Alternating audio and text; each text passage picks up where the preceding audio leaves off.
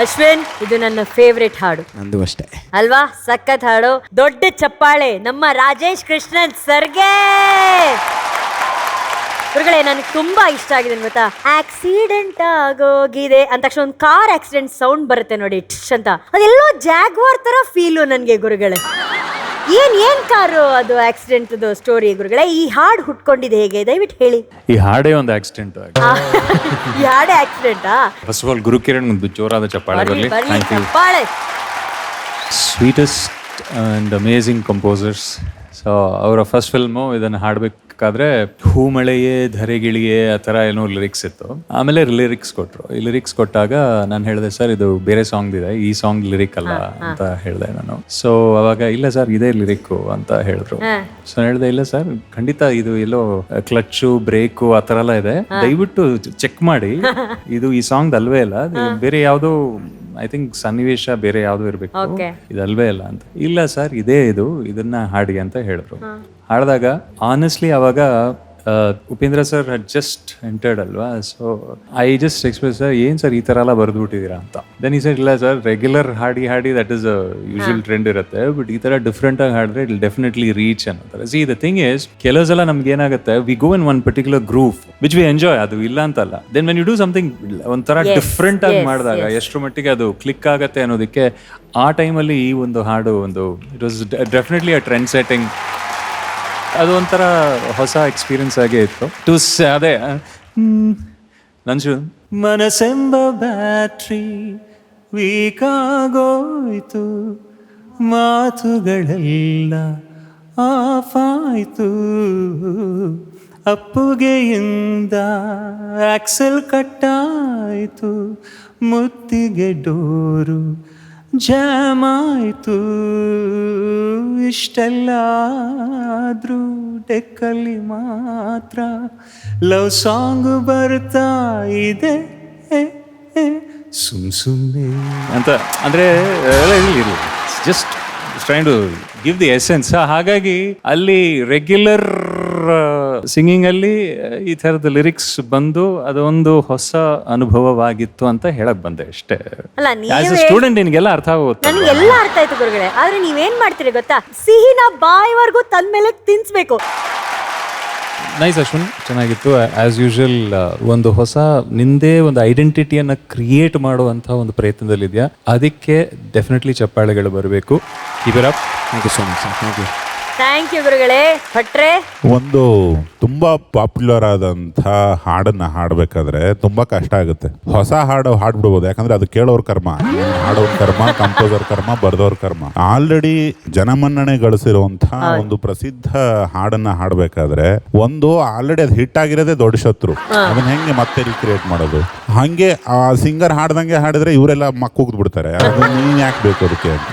ಒಂದು ಹಾಡನ್ನ ನೀನು ವೇದಿಕೆಯಲ್ಲಿ ಹಾಡಿ 4 ಜನ ಚಪ್ಪಾಳೆ ತಗೋಬೇಕು ಅಂದಾಗ ನಿಂದು ಅಂತ ಏನೋ ಒಂದು ಸೇರ್ಸಕ್ಕೆ ಪ್ರಯತ್ನ ಪಟ್ಟೆ ಅಲ್ಲಿ ಇಲ್ಲಿ. ಅದಷ್ಟೇ ಇಷ್ಟ ಆಯ್ತು ನಂಗೆ. ಚೆನ್ನಾಗಿದೆ, ನಿನ್ನ ಟೋಟಲ್ ಆಟಿಟ್ಯೂಡ್ ನನಗೆ ಇಷ್ಟ ಆಯ್ತು. ಇನ್ನ ಮೇಲ್ಮಟ್ಟಕ್ಕೆ ಹಾಡ್ತಾ ಹೋಗಪ್ಪ, ಚೆನ್ನಾಗಿ ಒಳ್ಳೆ. Thank you sir. Thank you sir. ಹಾಡು ಹಿಟ್ಟಾದ್ರೆ ಅದೇ ಶತ್ರು ಅಂತೆ. ಏನ್ ಮಹಾಗುರುಗಳೇ, ಹೊಸದು ಮಾಡಬೇಕು ಅನ್ನೋನಿಗೆ ಹಿಟ್ಟಾಗಿರೋ ಹಾಡು ದೊಡ್ಡ ಎನಿಮಿ. ಏನ್ ಹೇಳದಪ್ಪ, ಸೂಪರ್ ಆಗಿ ಹೇಳದಪ್ಪ. ಹಾಡು ಕೂಡ ಹೊಸದಾಗೋದು ಹೇಗೆ ಅನ್ನೋದಕ್ಕೆ ಇದೊಂದು ಉದಾಹರಣೆ ಅಲ್ವಮ್ಮ. ಯೋಗರಾಜ್ ಮಾಡಿರೋ ಪ್ರಯೋಗಗಳು ಕೂಡ ಅದ್ಭುತವಾಗಿದೆ. ಎಲ್ಲಿ ಯಾವಾಗಲೂ ಸಹಜವಾಗಿ ಸಾಮಾನ್ಯವಾಗಿ ಬಳಸ್ತೀವಲ್ಲ, ಆ ವಾಕ್ಯಗಳು ಬಳಸ್ಬೇಕಾಗಿ ಬಂದ ಕಡೆನೆ ಆತ ಹೊಸ ವಾಕ್ಯ ಆಗ್ತಾನೆ. ಒಡಿಯೊಂಬತ್ ಅನ್ಬೇಕಂದ್ರೆ ಅದು ಯಾರು ಗೊತ್ತಿದೆ? ಯಾರು ಗೊತ್ತಿದೆ ಅದು? ಹೌದು, ಅದು ಹೆಸರು ನೋಡಿದ್ರೆ ಭಟ್ರು, ಟ್ರೆಡಿಷನಲ್ ಮ್ಯಾನು. ಕೊಟ್ರೆ ಒಂದೇ ಕಟ್ರು ಅಂದ್ರೆ ಎಷ್ಟು ಗಮನ ಇದೆ ಆತನಿಗೆ ಅನ್ನೋದು ಬಹಳ ಮುಖ್ಯ.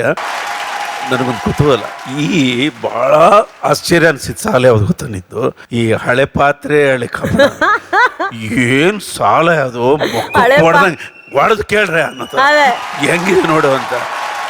ಹೌದು, ಆ ಟ್ಯೂನ್ ಮೊದಲೇ ಇತ್ತ ಸಾಲು ಆಮೇಲೆ ಬರ್ದ. ಇಲ್ಲ, ಅದು ಮೇರೆ ಸಜನಾ ಮೇರೆ ಸಜನಾ ಮೇರೆ ಸಜನಾ ಮೇರೆ ಹೋಯ್ ಅಂತ ಕೋರಸ್ ಇತ್ತು ಸರ್ ಅದು. ಆಮೇಲೆ ಅದು 2 ಜನ ಟ್ರೈ ಕೂಡ ಮಾಡಿದ್ರು ಟೀಮಲ್ಲಿ. ಬರ್ಸ್ಬಿಟ್ಟಿದ್ದ ನಿರ್ದೇಶಕ ಸೂರಿ, ಪರಮಾಪ್ತ ಗೆಳೆಯ ಕೂಡ ಆತ. ನಾನು ಒಂದು ದಿವಸ ಅದನ್ನ ಅವನು ಡಬ್ಬಿಂಗಿಗೆ ಹೋದಾಗ ಕೇಳಿಸ್ದ.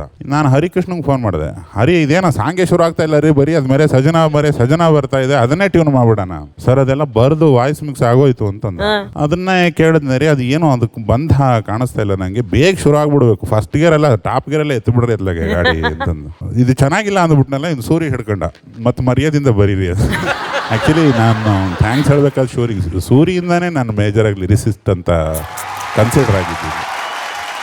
ಆತ ಹೇಳಿದ್ದಕ್ಕೆ ತುಂಬ ತಲೆ ಮೇಲೆ ಹೊಡೆದಂಗೆ ನಾವು ಬೇರೆ ಬರೋಣ ಅಂತ. ಬೆಳಗ್ಗೆ ಒಂದು 6:45, 7 ಗಂಟೆಗೆ ಮನೆಗೆ ಬಂದಿದ್ದೆ ಸರ್. ಅಲ್ಲಿ ನಮ್ಮ ಮನೆ ಪಕ್ಕದಲ್ಲಿ ಒಬ್ಬ ಕೂಗ್ತಿದ್ದ ಇದನ್ನ. ಅವನೇನೋ ಬೇರೆ ಕೂಗೋನು, ಈ ಕರ್ಪೂರ ಲಿಮಿನಿ ಪಟ್ನಾ ಅನ್ನೋನು, ಅದು ಏನಂತಾನೆ ಗೊತ್ತಾ ಏನೇನು ಕೂಗ್ತಾರೆ ಇದು ಅಂತ ಪಟ್ಟಿ ಹಾಕ್ಬಿಟ್ಟು ಅದನ್ನೇ ಫಸ್ಟ್ ಲೈನ್ ಅಂತ ಇಟ್ಬಿಟ್ವಿ. ಆಮೇಲೆ ಇಬ್ಬರಿಗೂ ಅಳಕಿತ್ತು, ಊರೆಲ್ಲ ಉಗಿತಾರೆ ಅಂತ ಉಗಿದ್ರು ಕೂಡ ರಿಲೀಸ್ ಆದಾಗ ಹೌದೌದು ಪ್ರೀತಿ ಪ್ರೇಮನ ಹಳೆ ಪಾತ್ರೆ ಪೇಪರಿಗೆಲ್ಲ ಹೋಲಿಸ್ತೀರ ಅಂತ. ಸೊ ನಮ್ಮ ವ್ಯಂಗ್ಯ ಅರ್ಥ ಆಗದಿರೋರು ಮಕ್ಕುಗಿತಾರೆ, ಉಗಿಸ್ಕೊಂಡು ಒರೆಸ್ಕೊಂಡ್ರಾಯ್ತು. ಕೇಳುಗರು 1000 ಜನ ಇರ್ತಾರಲ್ಲ ಅಂದ್ಬಿಟ್ಟು ಸುಮ್ಮನೆ ಬಿಟ್ಬಿಟ್ಟೆ. ಅದು ಅಲ್ಲಿಂದ ಸೂರ್ಯ ಸಿನಿಮಾಗಳಿಗೆ ನಾನು ತುಂಬ ನಿಯತ್ತಿಂದ ವಿಶೇಷವಾಗಿ ಪ್ರಯತ್ನ ಪಡ್ತಾ ಹೋದೆ. ಅದು ಆಕಸ್ಮಿಕವಾಗಿ ತಲೆಗೇಟಾಗಿ ಲಿರಿಸಿಸ್ಟ್ ಆದದ್ದು ನಾನು. ಥ್ಯಾಂಕ್ಸ್ ಟು ಸೂರಿ ಆ್ಯಂಡ್ ಗುರುಗಳು. ಇವ್ರನ್ನ ನೆನೆಸ್ಕೊಳ್ಳದೆ ಇರೋ ದಿನವೇ ಇಲ್ಲ, ನಾನಾಗಲಿ ಸೂರಿ ಆಗಲಿ. ಅವೆಲ್ಲ ಕೈ ಹಿಡಿತು, ಏನೋ ನಡ್ಕೊಂಡು ಹೋಗ್ತಾ ಇದೆ. ನಡೀತಾ ಇಲ್ಲಪ್ಪ, ಓಡ್ತಾ ಇದೆ ಸೂಪರ್ ಆಗಿ. ನಡೀತಾ ಇಲ್ಲ, ಓಡ್ತಾ ಇದೆ. ಭಟ್ರು ಕಟ್ರು ಟ್ರೆಂಡ್ ಸೆಟ್ರು. Thank you Ashwin. ನೋಡು, ನೀನು ಸುಮ್ಮನೆ ಹಾಡ್ಬಿಟ್ಟೆ, ಆದರೆ ಇಲ್ಲಿ ಎಷ್ಟೊಂದು ವಿಷಯಗಳು, ಎಷ್ಟು ಕಥೆಗಳು ಎಲ್ಲವೂ ನಮಗೆ ಕೇಳೋಕ್ಕೆ ಸಿಕ್ತು. So thanks to you Ashwin. Thank you so much. ಹುಡುಗರೆ, ಸರ್ವಜ್ಞಲ್ಲಿ ಏನೋ ಒಂದು ಚೇಂಜಸ್ ಕಾಣಿಸ್ತಾ ಇದೆ ಅಲ್ಲ?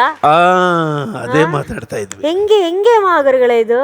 ಅವತ್ತು ರೇಖಾ ಸ್ಪರ್ಶ ಆಯ್ತು, ಇವತ್ತು ಬಟ್ಟರ ಸ್ಪರ್ಶ ಆಯ್ತು. ವೆರಿ ಗುಡ್ ಭಟ್ರೆ, ನಿಮ್ಮ ಸ್ಪರ್ಶದಿಂದ ಏನೆಲ್ಲ ಆಗ್ತಾ ಇದೆ ನೋಡಿ. ಯಾವ ರೀತಿ ಇನ್ಸ್ಪಿರೇಷನ್ ನೀವು ಏನ್ ಹೇಳಕ್ ಇಷ್ಟಪಡ್ತೀರಾ ಇದ್ರ ಬಗ್ಗೆ? ಸರ್ ಹೇಳ್ತಾ ಇದ್ರು, ಒಳ ಉಡುಪಿಂದ ಸಮೇತ ಎಲ್ಲ ಬದಲಾದಂಗೆ ಕಾಣುತ್ತೆ ಅಂತೇನೋ.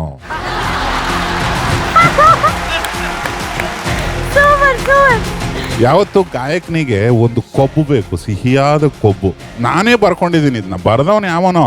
ಬಟ್ ಈ ಹಾಡೋ ಟೈಮಲ್ಲಿ ನನ್ನ ಮುಂದೆ ಒಬ್ಳು ಹುಡುಗಿ ಇದ್ದಾಳೆ, ಅವಳನ್ನ ನೋಡಿ ಅನ್ಸಾಕತ್ತತ್ ನನಗೆ ಹಿಂಗೆ ಅನಿಸುತ್ತಿದೆ ಯಾಕೋ ಇಂದು. ಅದು ನಾವೇ ಬರ್ಕೊಂಡಂಗೆ, ನಾವೇ ವಾದ್ಯ ನುಡಿಸ್ದಂಗೆ, ನಮ್ಮನ್ನು ಬಿಟ್ರೆ ಇನ್ನೊಬ್ಬ ಸಿಂಗರ್ ಹುಟ್ಟೇ ಇಲ್ಲ ಭೂಲೋಕದಲ್ಲಿ ಅಂತ ಹಾಡಬೇಕು.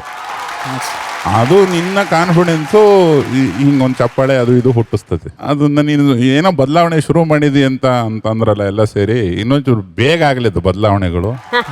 ನಿನ್ನ ಕಂಠನೂ ಒಂದು ಸ್ವಲ್ಪ ಬದಲಾಗಲಿ, ನಿನ್ನ ಆತ್ಮವಿಶ್ವಾಸ ಬದಲಾಗಲಿ, ಎಲ್ಲ ಸ್ವಲ್ಪ ಮೇಲೆ ಬರಲಿ. ಅವ್ರಿಗೆ ಒಂದು ಸ್ಫೂರ್ತಿ ಇರ್ಬೇಕು ಯಾವಾಗ್ಲೂ. ಅವತ್ತು ಅಷ್ಟೇ ಚಂದಕ್ಕಿಂತ ಚಂದ, ಬಹಳ ಚೆನ್ನಾಗೇ ಇಲ್ದಿರೋ ಥರ ಹಾಡ್ದ ಅವ್ನು ಚಂದಕ್ಕಿಂತ ಚಂದ ಅನ್ನೋದನ್ನ. ಆಮೇಲೆ ರೇಖಾ ಮೇಡಮ್ ಅವ್ರು ಬಂದ್ರು, ಅವ್ರ ಎದುರುಗಡೆ ನಿಂತ ತಕ್ಷಣ ಓಹೋ ಅವನ ಹಾಡು ಕೇಳಬೇಕು, ಅವ್ರನ್ನ ವರ್ಣಿಸಿದ್ದೇನು ಹೊಗಳಿದ್ದೇನು ಆ ಲೆವೆಲ್ಗೆ ಹಾಡ್ದ.